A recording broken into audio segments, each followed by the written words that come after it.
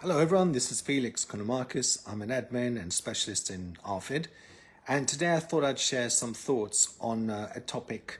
It might seem a little bit controversial, but do remember I'm not having a go at anyone. This is purely education and exploring best practice, how to get the best out of our kids and clients. So the topic I'd like to speak about today is the slight, I can't think of a word other than dangers, the slight problems with overpraising a child for eating food. Now, I know this might seem like, what are you talking about? So let me make this clear. When a child that eats very restricted number of foods, our child eats new food, it is a big deal to us because we're parents, we love them, we are excited. So that's not what I'm disputing at all. What I like to consider is the messages we are inadvertently communicating to child. Because, I've had a lot of posts. I've been meaning to do this for quite a few weeks.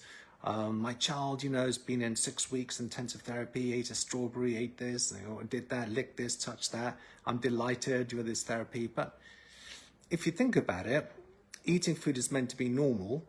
And I have a very different approach. I mean, it's not uncommon. It's very common, actually, to have a child or an adult eating curry, spaghetti bolognese, lasagna, shepherd's pie after one session.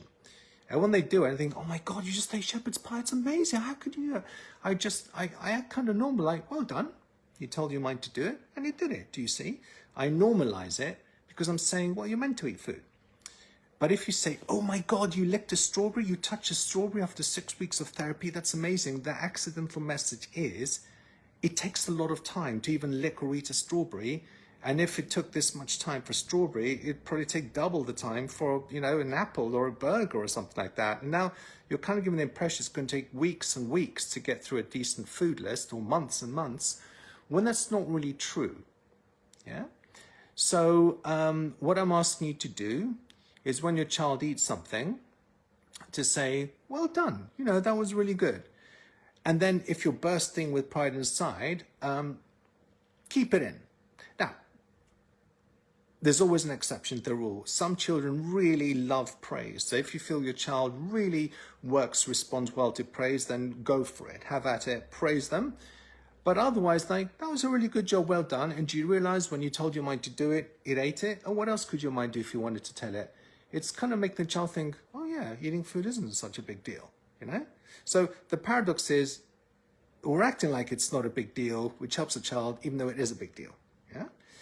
So it's, like I say in my sessions sometimes, if you're being afraid of water, you had a phobia of water and you see me or someone and we help you overcome this fear of water and you finally learn to swim in the shallow end, but you say, oh no, I can't do the deep end. I can just handle the shallow end. I get that. Humans have their own ideas of timing, but logically, if you can swim in 5 feet of water, you can swim in 25 feet of water. It's actually the same thing. If you can eat this food, in theory, you can actually eat any food. Yeah. So that's what I'm trying to communicate to clients. I'm trying to empower them by saying, your mind knows how to do it. You give the instructions, it will do it. And you ate this and this, well done. I've even, I think my point today is a lot of other therapies and organizations and clinics tell you, oh, it's going to take weeks and weeks of intensive inpatient and stuff and mustn't rush the child. It's going to take weeks to build up to this. I just don't see that in my practice. So we don't want to make this idea it's going to be really long and tedious and hard. I mean, it can be in some cases, but, you don't want to put somebody off by saying this is going to be really hard work. You say your mind is really powerful, and if you can do this, then you can tell it to do that. I've even had to tell some clients to shut up, basically, some parents. You see, so I remember one instance when the child, ate sort of 3 foods, and, the mother was just couldn't believe it and gushing and everything, and you're doing really well, and it's incredibly well. Then the child said, I think I've had enough today. And the mother was sort of jumping and saying, that's great, let's stop there. Hold on a second, hold on. That's fine. I don't believe in pressure if you don't eat more foods, but what would stop you eating the 4th food? Because if you can eat 3 foods, you can eat 4th. What's the difference? we had a little chat, and the child decides to eat a few more foods, you know. So again, for the mothers, the idea that even eating one new food a day is a massive win.